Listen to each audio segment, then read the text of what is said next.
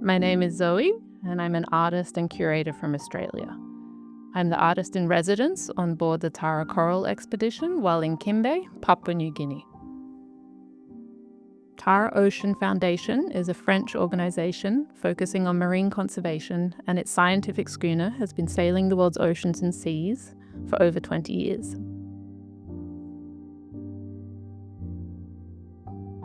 This expedition, the mission is coral, to sample, test and understand how reef systems are responding to rising sea temperatures and what might still be done. Kimbe Bay is the first of 10 sample sites on this expedition.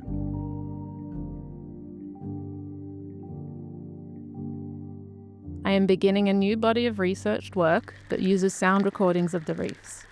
Each day I have been going out in the dinghy with the scientists.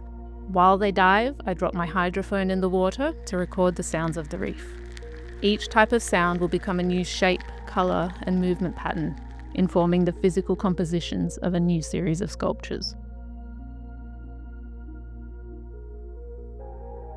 When I first arrived in Kimbe, I was struck by how quiet it was above the surface. The loudest thing out here are the boats, but then you go, plunge below the surface, and suddenly the ocean comes alive. There's the crackling and popping of thousands of unseen little organisms, the quiet bubble of fishes, the gurgles of the waves above. My daily routine starts with accompanying the scientists out on a dive, listening to the world below the surface. It provides an echo of their processes, little sounds of hammers and chisels as they collect samples coming through on the hydrophone, connecting me in the boat with those below.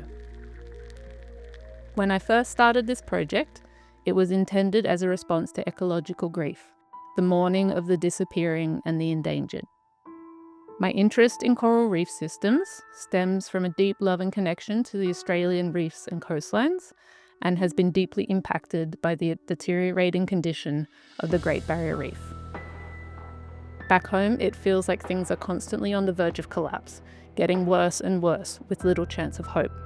It is a crushing, omnipresent feeling, and the coral ecosystems have come to encapsulate for me the tension between endurance and collapse. As living architectures composed of microorganisms, they reflect the broader conditions of our planetary moment, interdependent yet fractured, urgent yet slow-moving. However, now working and living alongside these scientists, it is hard to feel so sad. Each day, it feels like I learn and see something new. I get to explore how place-based knowledge and scientific research intersect in the preservation and storytelling of these fragile ecologies.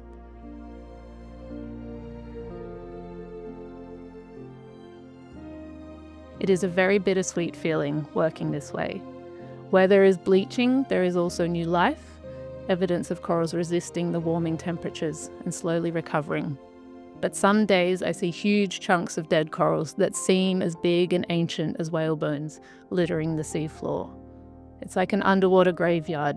They're eerily beautiful, but it hits me right in the gut, all of this death. And just when I feel like the magic is fading from the underwater world, I find a sea squirt, a sign of a healthy reef, or learn that sea sponges are as yet unaffected by the rising temperatures. There are so many intricate, tiny pockets full of creatures making new homes, creating hope through their presence. Being able to integrate with the scientific team, assisting them in the processing of samples, the discussions and sharing of thoughts and ideas, has solidified for me the purpose of what I am doing here. I have been able to draw many parallels with my approach to this project and the way they approach data collection and research. Just as they are collecting samples and testing in the wet lab, I am collecting sound recordings, tests of colour, texture and shapes, building a visual library and vocabulary of research to be studied and combined later. We are both collecting data, both looking for patterns and meanings in our own forms of expression. It feels only right that I make artworks with as much attention, time and care as they give every coral fragment. I don't yet know what these sounds will become. I don't know what shapes will emerge from the recordings or what colours will carry the weight of what I've witnessed here. But I think that not knowing is part of it. The reef doesn't resolve. It persists or it doesn't. And perhaps that is enough reason to keep listening.